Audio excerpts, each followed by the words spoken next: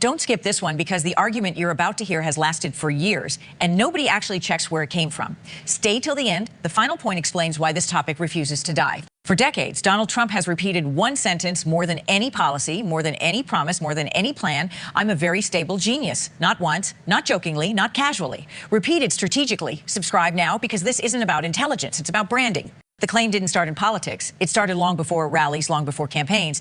Trump's public persona was always built on dominance, not just wealth dominance, but mental dominance. He didn't want to be rich in the room. He wanted to be the smartest in the room that matters. Because once a public figure frames themselves as intellectually superior, every disagreement becomes proof that others are inferior. Watch till the end. This is where the pattern shows up.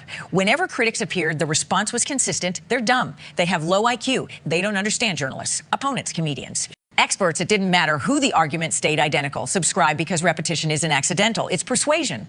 Over time, something strange happened. The discussion about Trump stopped being about decisions and started being about mental ability itself.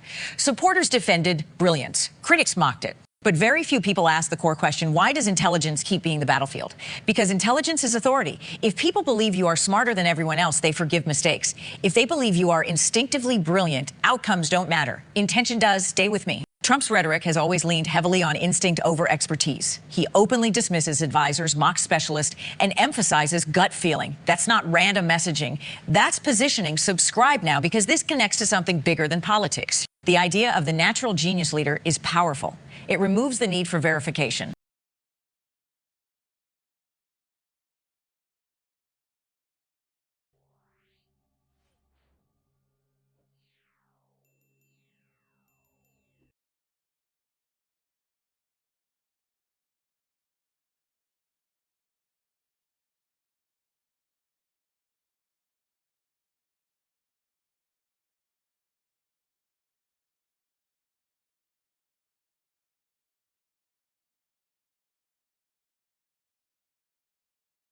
Evidence becomes optional, confidence becomes proof. And once that idea sticks, every challenge becomes disrespect instead of debate. Watch till the end. We're getting to the part most people ignore. Notice how often conversations around Trump become psychological instead of factual. People argue about, is he brilliant? Is he clueless? Is it strategy? Is it accident? The focus shifts away from measurable results and toward personality mythology. That's the real story. Subscribe because this is how narratives survive. Longer than facts, public figures throughout history have used a similar approach. Create a persona so strong that evidence feels secondary.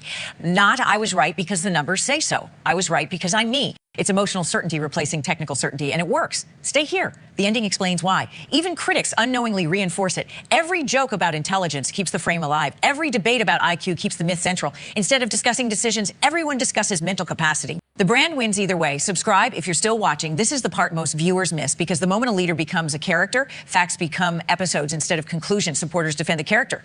Opponents attack the character. Reality becomes background noise, and that's why the argument never ends. Here's the final point. The genius debate survives because it can't be proven or disproven in a way that satisfies everyone. So it loops every speech, every post, every reaction, not a policy discussion, a personality referendum. Stay subscribed. Because the next time someone argues about whether Trump is smart or not, remember, the argument itself is the strategy.